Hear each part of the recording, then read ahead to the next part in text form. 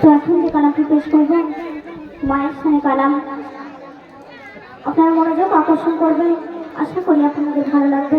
কবি ছন্দের মাধ্যমে লিখছে।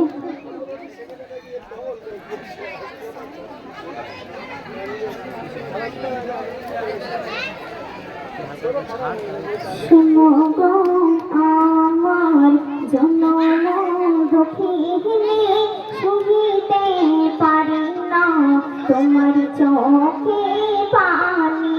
শোনো গো আমার জন্য দুঃখিনী সহিতে পারি না তোমার চোখে পানি।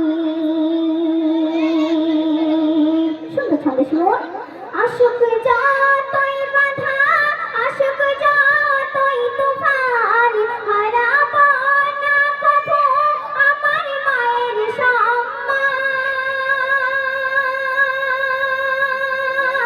মায়ের কথায় রাখবা সদা যে স্মরণে, ভুলব না কভু যাই যদিও আমার জান।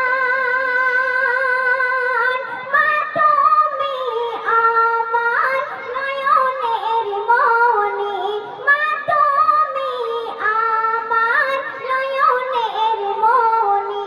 তোমার চরণ তলে রব চিরদিনী, তোমার চরণ তলে রব চিরদিনী। শোনো গো আমার জন্ম দুঃখিনী সহিতে পারি না তোমার চোখে পানি। অতি মূল্যবান কথায় কবি ছন্দের মাধ্যমে আরো কিছু শুনুন।